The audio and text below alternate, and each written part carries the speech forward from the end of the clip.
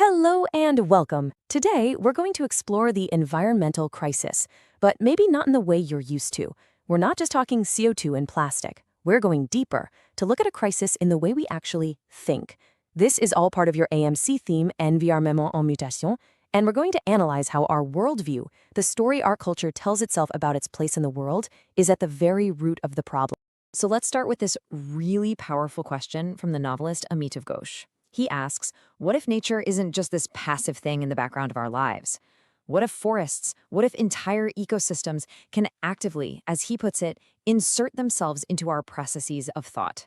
I mean, that single idea completely challenges the foundation of modern thinking, and it sets the stage perfectly for our whole discussion. Now, just so you know exactly where this fits in your studies, we are right in the middle of Theme 2, Environments en Mutation. And more specifically, we're tackling Axis 2, which is all about that journey from protecting nature to a true ecological transition.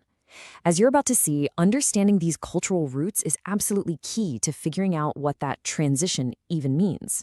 And that brings us to our big question for today. How does this conflict between different worldviews not only explain where the ecological crisis came from, but also shape the path we might take towards a real ecological transition? We're going to explore this by looking at two totally opposing mindsets. You see, the sources we're looking at argue that this isn't just a crisis of pollution, it's a crisis of consciousness. And that is a huge insight. It means the problem isn't just out there with the melting ice caps we see in documentaries.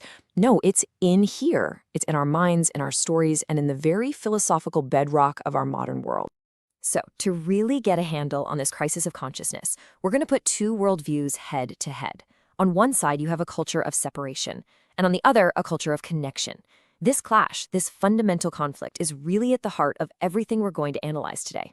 Okay, so let's dive into that first worldview, the myth of separation. This is the way of thinking that's become dominant all over the globe.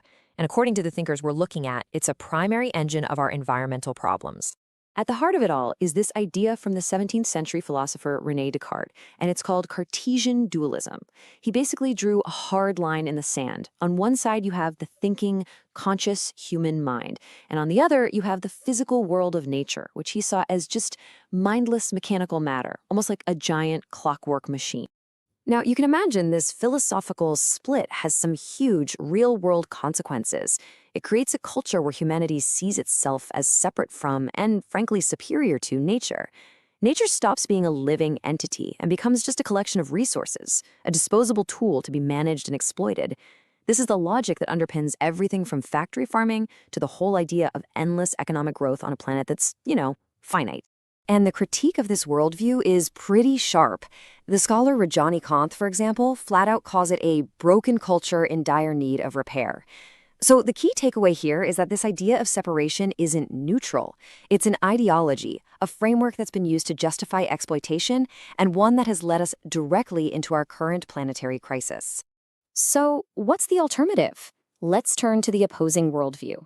If that first mindset is all about separation, this one is defined by its exact opposite, a deep, profound sense of connection.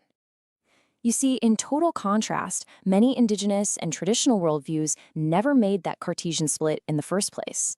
In these cultures, humans aren't separate from or better than nature. They are understood to be just one part of a complex, interconnected web of life. Every single being, human and non-human, is a vital part of the whole. This slide just lays it all out, doesn't it? The language of separation is all about domination, control, and hierarchy. But the language of connection is about relationality, interdependence, and even kinship. This isn't just some philosophical disagreement. It's two completely different ways of experiencing reality. These values of connection are built on some core principles, sometimes called the 5 R's. And as you can see, these aren't just vague feelings. They are active principles for how to live. Take reciprocity, for example. It means you don't just take from the earth. You have a responsibility to give back, to keep that relationship in balance. And this right here illustrates one of the most profound differences. In a culture of connection, the landscape isn't some inanimate object. It's a many-voiced landscape, alive and communicative, which brings us full circle, right back to Ghosh's opening question. The idea that a forest can think or speak isn't a metaphor in this worldview. It's a reality. Okay, so we have these two opposing stories. One has led to a crisis. The other seems to hold the key to healing. This raises two really important questions. What's the path forward, and how can you use this powerful analysis in your AMC work? Let's figure that out. Before we get to the proposed solution, let's quickly talk methodology. When you're analyzing texts about these ideas for the baccalaureate, a clear structure is everything. Just use this method. First, state your idea clearly. For example, the culture of separation views nature as a resource. Then, back it up with a specific example or a quote. Finally, and this is crucial, explain how that example proves your point. That structure will make your analysis super clear and persuasive. So, what is the path forward? Well, the sources suggest it requires a pretty deep internal shift, what the philosopher Arne Naess called the ecological self. This is more than just changing your habits. It means fundamentally expanding your sense of identity so that self isn't just your individual ego anymore. It widens to include the entire web of life. Your well-being becomes literally inseparable from the well-being of the planet. And this brings us right to the core of our AMC axis. The argument here is that the true transition ecological isn't really about technology like solar panels, as important as those are. The real transition is internal. It's a deep shift in consciousness, from the isolated self of the separation story to the connected, interdependent ecological self. So, to quickly recap our journey today, we've looked at the culture of separation, which is rooted in this idea of a split between humans and nature, and we've seen how that's led to a crisis.